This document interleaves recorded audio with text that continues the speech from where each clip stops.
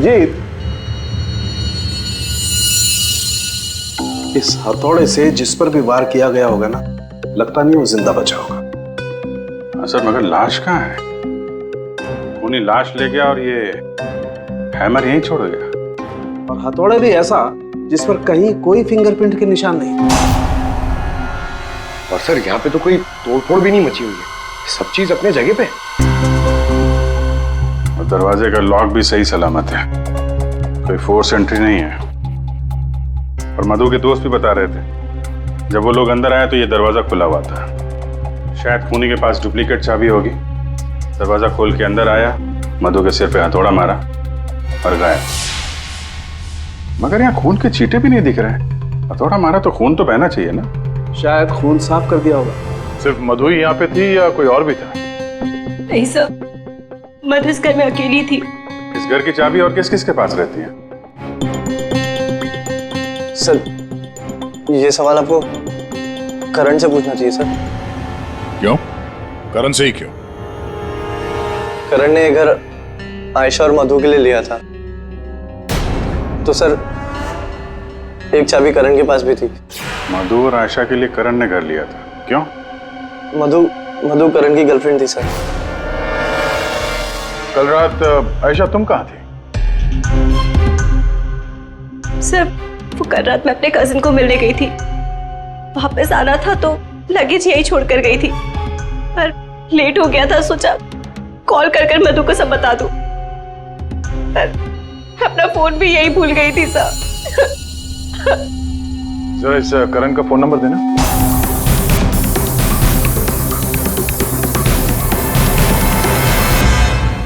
Sir of. वो मेरे पास उसकी मम्मी का नंबर है। कल करण जब मुझे कजिन के यहाँ छोड़ने गया था तो कह रहा था कि वो घर जा रहा है मम्मी के पास।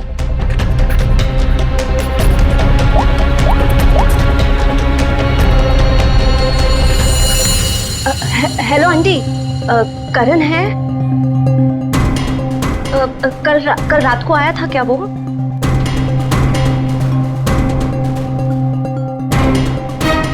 नहीं आंटी, कुछ नहीं, हो सकता है मधु के यहाँ गया हो। मैं आपको बाद में कॉल करती हूँ। तो करण कल रात अपने घर भी नहीं पहुंचा और यहाँ भी नहीं आया। सर मुझे आपको एक बात बतानी थी।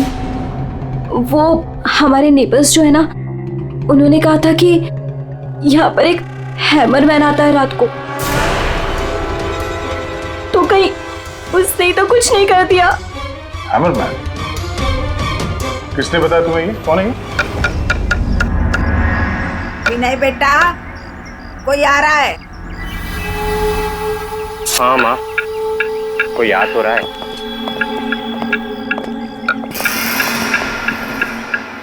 सब्जी काट रही है या लकड़ी काट रही है? काट वहां रही है, आवाज यहाँ तक आ रही है। कमला जी, आपने कल इनसे हैमरमैन के बारे में कुछ बोला था क्या? आप ऑफिसर है, उस घर में कुछ हुआ है क्या? जी हम लोग सीआईडी से हैं। उस घर में क्या हुआ ये बाद में बताएंगे। पहले आप लोग ये बताइए, हैमरमैन कौन है? क्या बता रखा है इन लोगों को आपने? नहीं है वो सच में। रोज शाम को आता है और हैमर से दरवाजे और खिड़कियों पे ठोकता है। आप देखिए ना, वो उधर निशान बने। कल भी आया था रात को 8:30 बजे। सामने के घर में ठोक रहा था। इसीलिए मैंने पूछा कि उस घर में कुछ हुआ है क्या? आपने हैमरमैन को देखा है? देखा है। आपने हैमरमैन का चेहरा देखा? हाँ देखा है। कैसे दिखता है वो मास्क पहनता है। अच्छा, कल रात भी कुछ हुआ था? कुछ देखा है, सुना है आप लोगों ने? हाँ देखा था।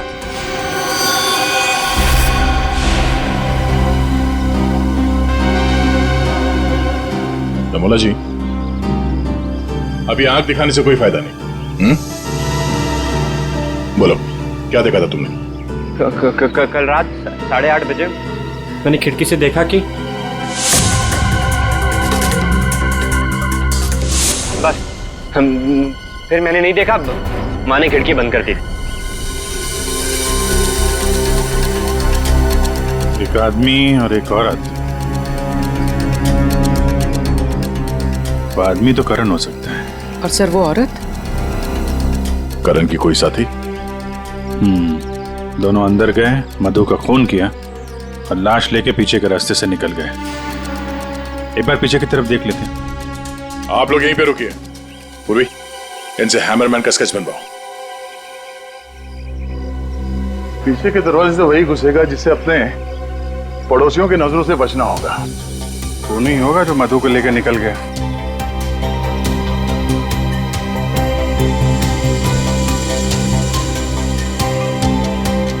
ऐसा कैसे हो सकता है कि कोई भी निशान नहीं छोड़ा?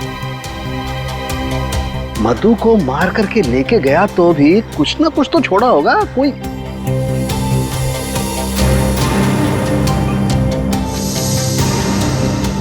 एक मिनट, ये क्या है?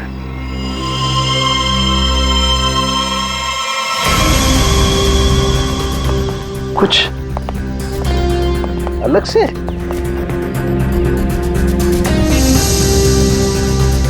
इतनी मिट्टी यहाँ पे?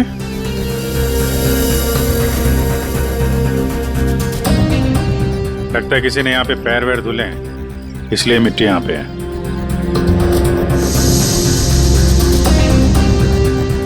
अभिजीत, ये मिट्टी में जो है ये बहुत खास है। ये देखो, इस मिट्टी में एल्गी है। शैवाल?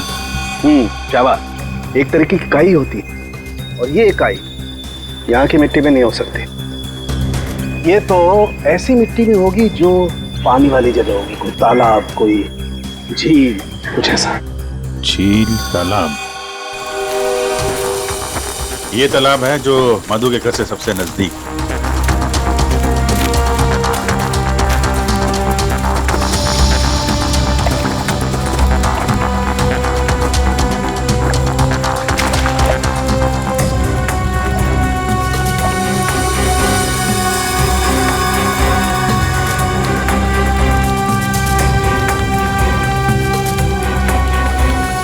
गया अभिजीत, ये देखो, यही कीचड़ वाली मिट्टी उस मधु के घर में है। इसमें भी वही एल्गी है, वही काई। तब तो ये मिट्टी अपने आप तो नहीं आई होगी ना, कोई ले गया होगा यहाँ से। अरे यार पंकज, जो आदमी इस तालाब से मधु के घर गया होगा उसके जूते के साथ चली गई ये मिट्टी। अब गया तो वही होगा जिसके पास मधु के घर की चाबी थी।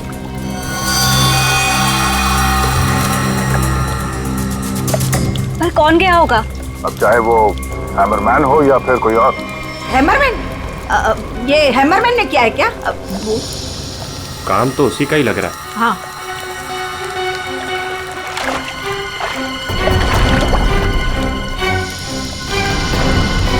दे, हाँ, वहाँ नीचे कुछ दिख रहा है।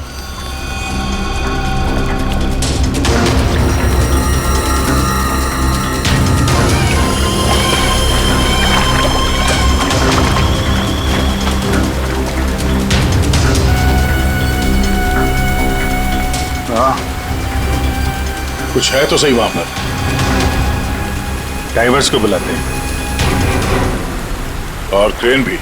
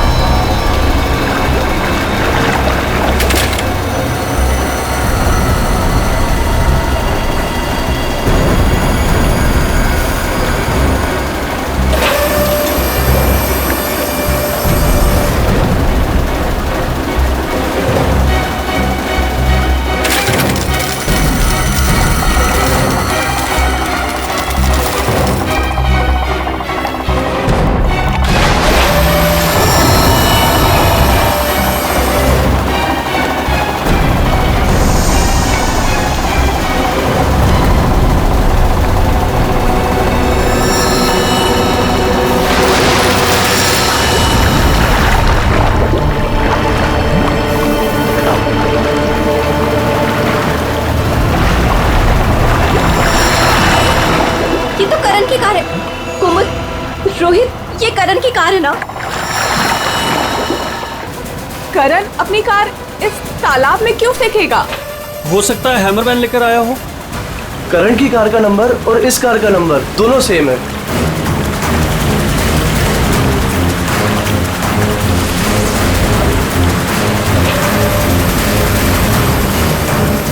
लेकिन ये कार यहाँ आई कैसे होगी? और जाहिर सी बात है, करण की कार अपने आप इस झील में तो नहीं गई होगी। और कल करण ने आयशा से कहा था ना कि अपनी माँ के घर जा रहा है, तो अपनी माँ के घर तो नहीं गया, मधु के घर गया। मधु के घर की चाबी भी थी उसके पास। लगता है ये करण ही हैमरमैन हो। ये हैमरमैन के साथ मिलकर उसने मधु का खून कर दिया, लाश इसमें डाल दी और कार पानी में फेंक दी। आप लोग यहीं पे रुकिए।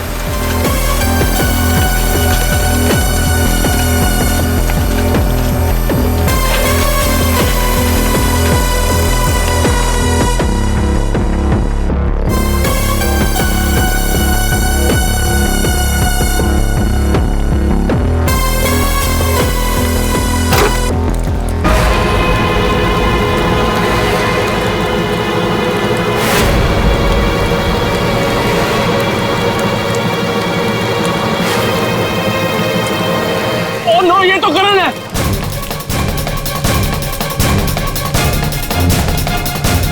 प्लीज प्लीज आगे मत जाइए।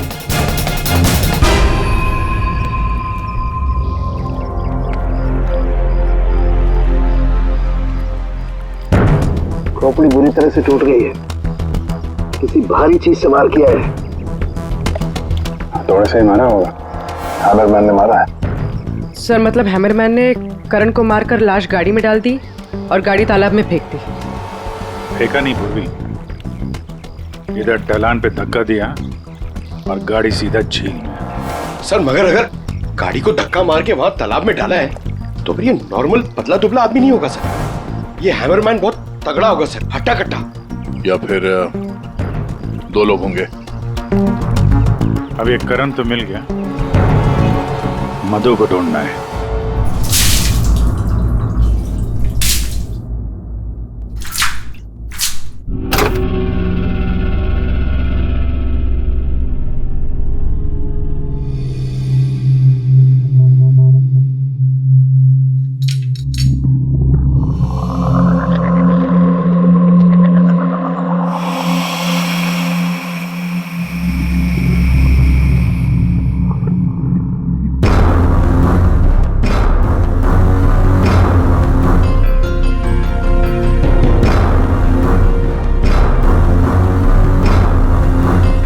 कपड़े का टुकड़ा। इस कपड़े के टुकड़े का रंग करण के कपड़े के टुकड़े से तो मैच नहीं करता है, तो शायद ये खूनी का होगा। सर क्या होता रिका? सर इस कपड़े के टुकड़े के अलावा और भी ऐसा कुछ है जो हमें बहुत कुछ बता सकता है। अंगूठी डायमंड की है। लगता है कार चलाते समय गियर बदलते वक्त गिर गई होगी। तो ये लड़की कार चला रही होगी तो तारिका कार चलाने वाला इस मिरर को भी जरूर एडजस्ट तो करता ही होगा ना? क्या बोलती है? सही बात। तो फिर ये मिरर भी कुछ ना कुछ कहानी जरूर बताएगा।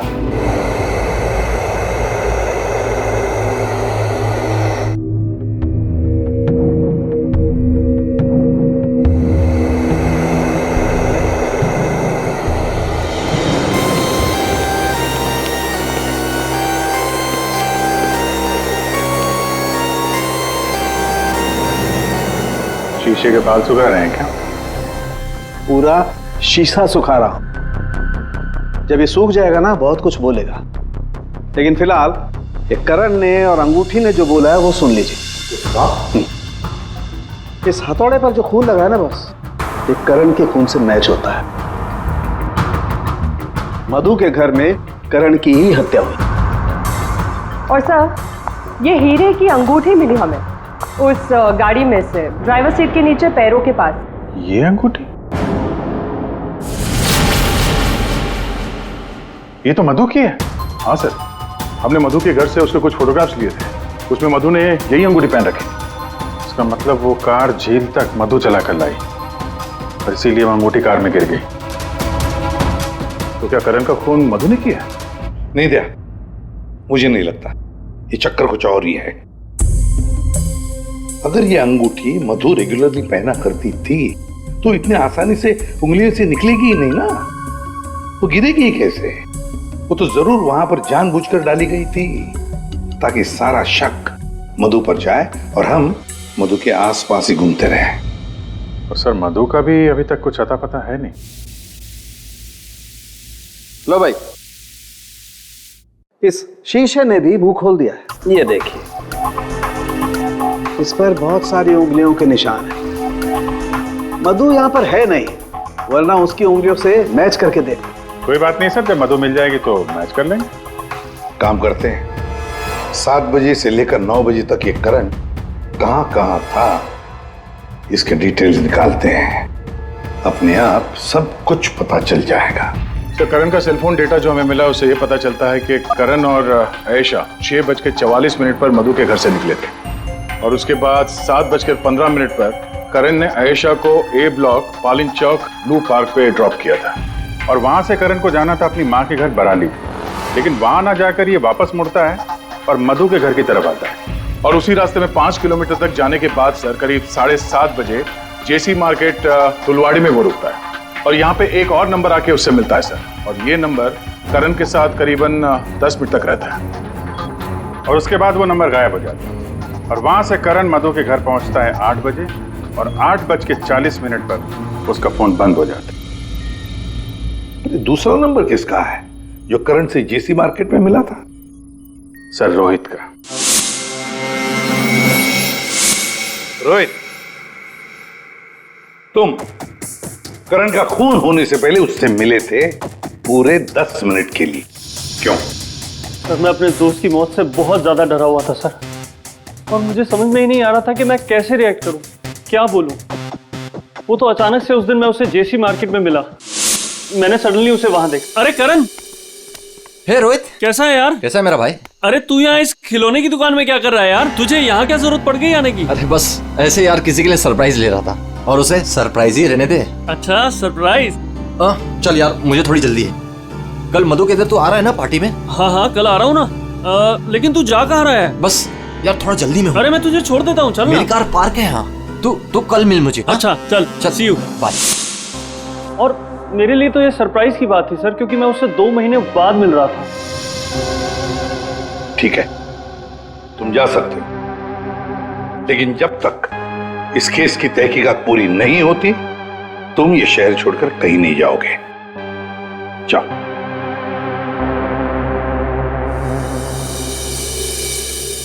बड़ी अजीब बात है, ये करण अपनी मां से मिलने जाता है लेकिन वहां नहीं जाता, जाता है खिलौने की दुकान में। क्यों? और फिर क्या खरीदता है वहां पर? और किसके लिए? उसने वहां से जो कुछ भी खरीदा होगा वो लेकर वो सीधे मधु के घर गया। तो कहीं उसने वहां से ये मास्क तो नहीं लिया? और वहां से वो मधु के घर पहुंच गया जहां पे हैमरमैन उसका इंतजार कर रहा था, जिसने खून कर दिया उसका। अब ये तो कुमुद ही बता सकती है। कुमुद? सर आखिरी बार करण की बातचीत फोन पर कुमुद से हुई थी और विनय ने भी बताया था सर कि उस रात हैमरमैन के आने से पहले घर के बाहर उसने गाड़ी के हेडलाइट पे 2 लोगों को देखा था सर, एक लड़का और एक लड़की। और उस लड़की के हाथ में कुछ ऐसा था जो चमक रहा था। सर कुमुद के हाथ में भी एक ब्रेसलेट है, वही चमक रहा होगा। ये कुमुद और करण होंगे घर के बाहर।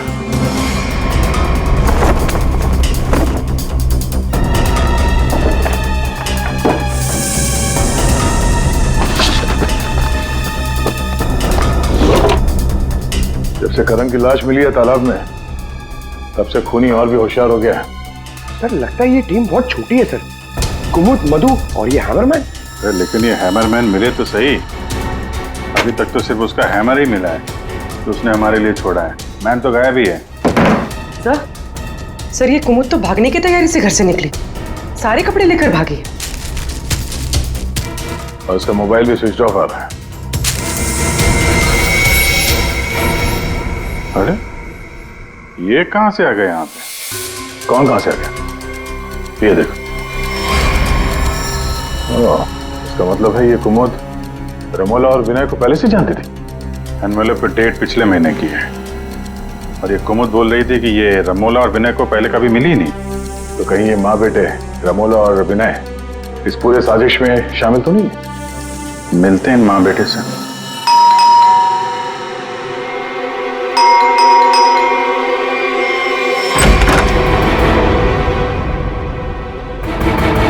पूरी पंकज घर की तलाशी लो, देखो कोई है क्या अंदर।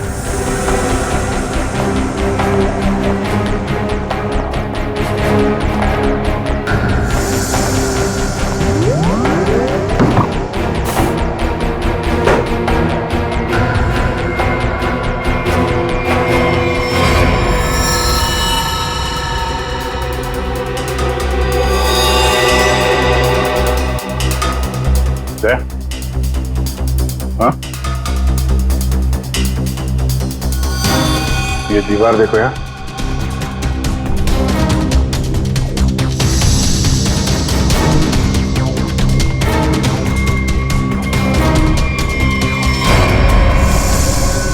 पेंट अभी ताजा है।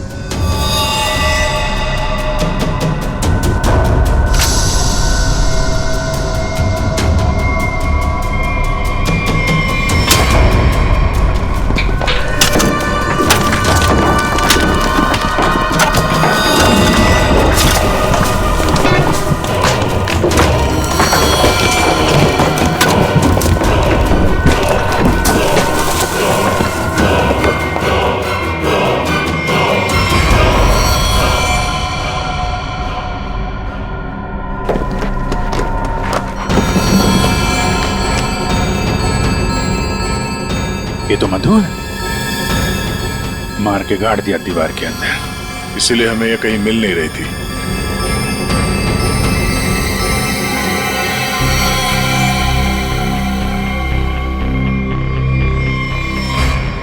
सर इसे भी हथौड़े से मारा। इसके सर पे भी वैसी ही चोट है जैसे करण के सर पे थी। यार ये जो कुछ भी हुआ है कल रात 8:30 बजे के बाद ही हुआ है।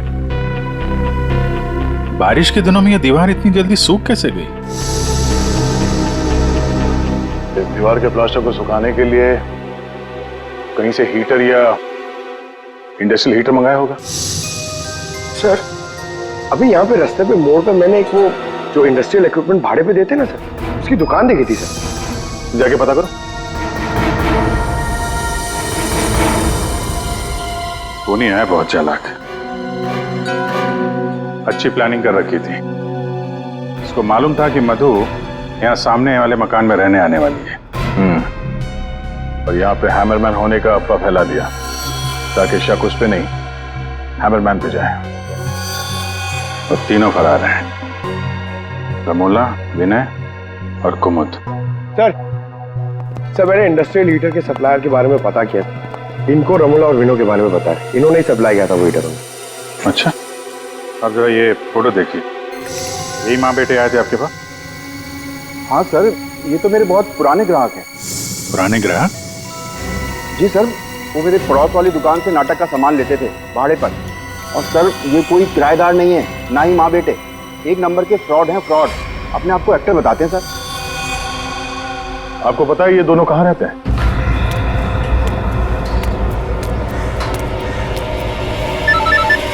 तो निकल, मैं मिलता हूँ। हाँ चल मिलते हैं। हेलो, मैं चंपा बोल रही हूँ, चाय पानी फिल्म से। हाँ जी बोलिए ना। आपकी एक्टिंग के इतने चर्चे सुने और आपका नंबर मुझे इतनी मुश्किल से मिला है। बस हमने डिसाइड कर लिया है, हम आपको अपनी अगली फिल्म में लॉन्च करेंगे। लॉन्च करेंगे मुझे?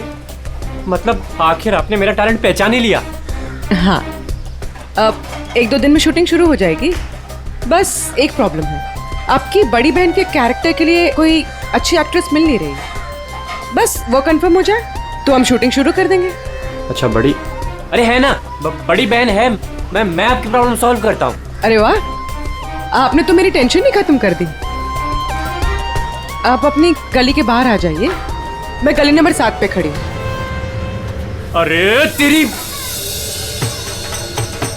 अरे मौसी बाहर निकलो। क्या है? अरे बाहर निकलो। क्या हुआ? अरे अपनी किस्मत खुल गई, रोल मिला है अपने को। रोल? हाँ। कौन दे रहा है? कहाँ? अरे बाहर खड़े हैं ना गली के, तुम चलो मेरे साथ, चलो। चलो चलो।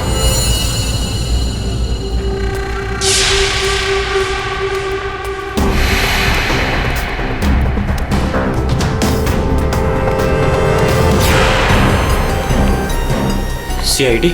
हाँ CID।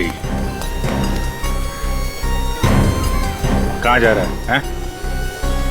अच्छे मुजरिम का किरदार तो तुम लोगों ने निभा दिया, अब जरा एक अच्छे गवाह का किरदार भी निभाओ और ये बताओ कि कुमुद कहाँ है।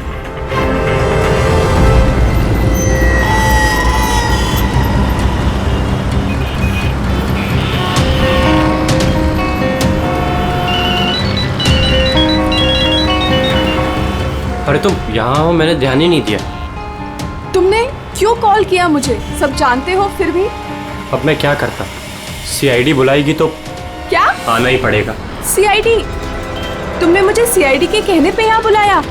मैडम आप बहुत स्मार्ट है, लेकिन हम आपसे ज्यादा स्मार्ट है।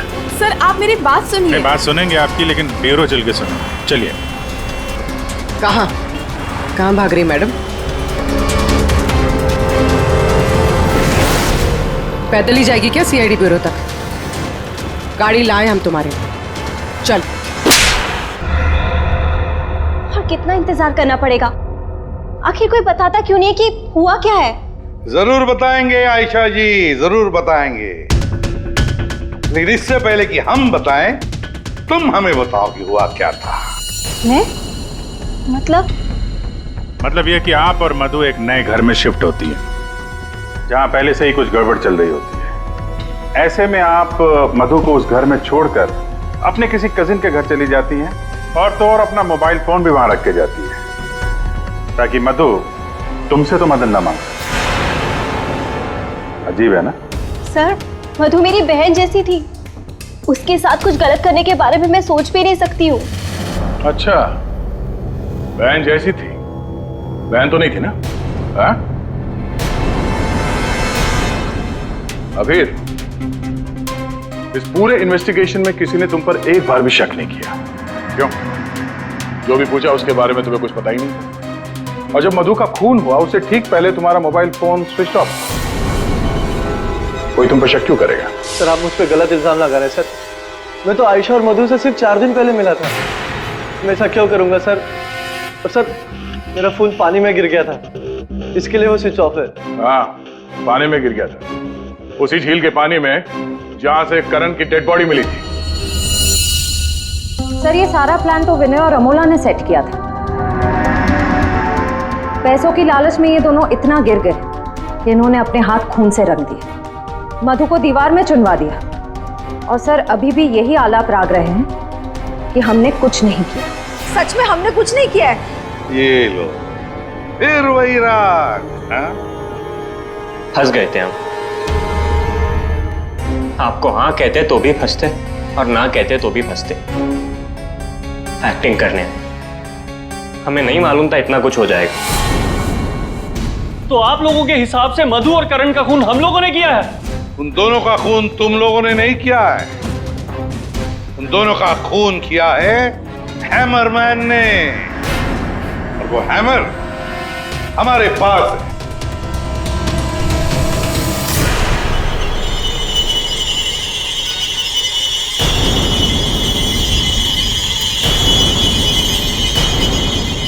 कुमुद, ये कहाँ थी? ये हैमर छुपाने गई थी, हमने ढूंढ निकाला, है ना? I'm sorry रोहित, मुझे माफ कर दो।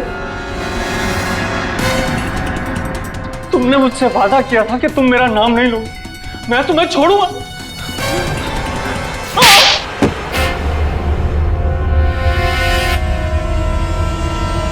हाँ मैं हूँ वहां हैमरमैन। क्यों मारा तुमने उन दोनों को? वो दोनों तो तुम्हारे दोस्त थे ना? कोई दोस्त नहीं, कोई प्यार नहीं, वो दोनों धोखेबाज थे। मधु 5 साल से मेरी गर्लफ्रेंड थी और 5 मिनट में उसने मुझे लात मार दी उस करण के लिए। जानते हैं क्यों? क्योंकि उसके पास पैसा था और उसी समय मैंने डिसाइड किया कि मैं उससे बदला लूंगा, उन दोनों से। तुमने इसका साथ क्यों दिया? मैं रोहित से बहुत प्यार करती हूँ, मुझे उसका साथ देना पड़ा। तैयारी तो तगड़ी कर रखी थी तुमने। 3 महीने से प्लान कर रहा था मैं उन दोनों को एक दर्दनाक मौत मारने की। बस इंतजार कर रहा था। 3 महीने का इंतजार?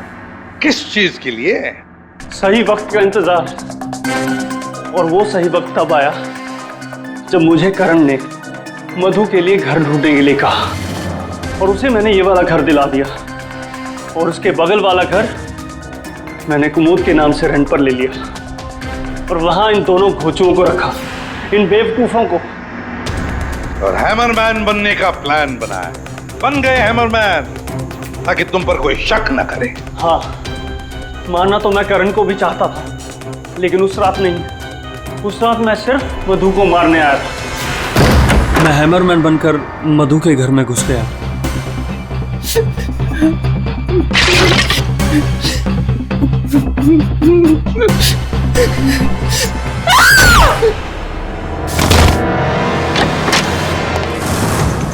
और मुझे इस बात का बिल्कुल भी अंदाजा नहीं था कि करण भी वहां पर आ जाएगा।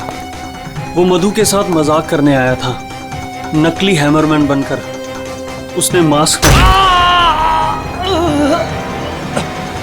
जब मैंने उसे मार दिया तब मुझे पता चला कि वो दरअसल करण ही था।